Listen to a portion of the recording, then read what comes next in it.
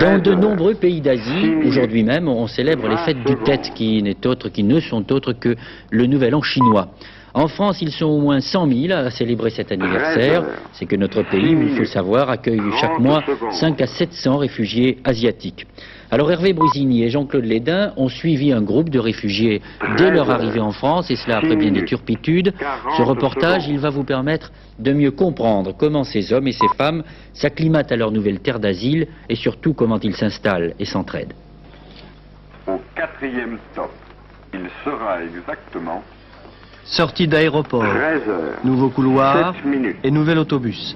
Destination, le centre de transit d'Acher, à 30 km de Paris, où ils resteront 15 jours sous contrôle sanitaire. Ceux qui ont la chance d'avoir de la famille en France iront la rejoindre, les autres iront en centre d'hébergement pour 6 mois au plus. Mais dès maintenant, les voilà devenus des réfugiés du sud-est asiatique en France. Pourtant, tout le monde n'est pas d'accord. Il arrive que les responsables de France Terre d'Asile, l'association clé de voûte de toute cette organisation, reçoivent ce genre de lettres anonymes qui leur demandent pourquoi on continue d'accueillir des réfugiés malgré le nombre impressionnant de chômeurs en France. Je crois que la réponse est assez simple, elle est dans les chiffres. Nous avons en France plus de 2 millions de chômeurs. Il vient chaque année 9 à 12 000 réfugiés du sud-est asiatique, dont les 2 tiers ne sont pas des demandeurs d'emploi. Il y a des enfants, il y a des femmes au foyer, il y a des personnes âgées. Bon, donc ça vous fait peut-être 3 à 4 000 emplois par an à trouver pour ces réfugiés. Je crois qu'il serait tout à fait ridicule de dire que ce sont ces 3 à 4 000 personnes qui créent le chômage de 2 millions de Français. Je crois que nous pouvons et nous devons continuer à accueillir des réfugiés, même en temps de crise.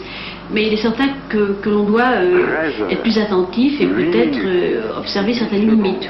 Veiller à ce que l'insertion continue à se faire dans des conditions peut-être moins favorables qu'autrefois, mais qu'elle se fasse.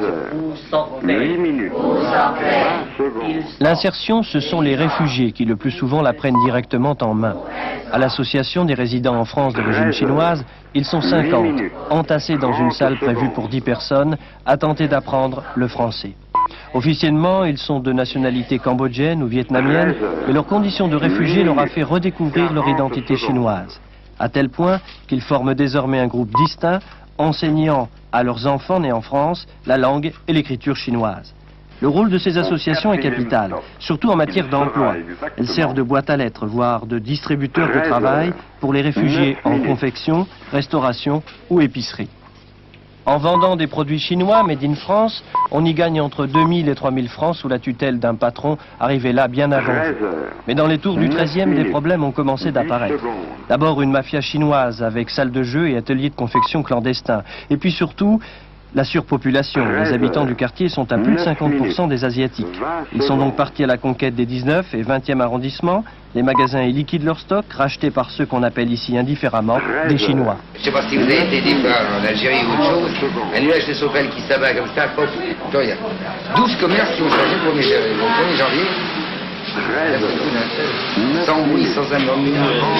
Et les réfugiés savent bien qu'on n'hésite pas ici à évoquer le trafic de drogue pour expliquer l'achat de tous ces commerces. Dans tout le pays, c'est pareil, il y a des bons, il y a des mauvais. Donc, il y a pour nous, où on trouve l'argent pour monter toutes ces affaires-là, c'est à cause quand on vient en France, on a amené pas mal de capitaine.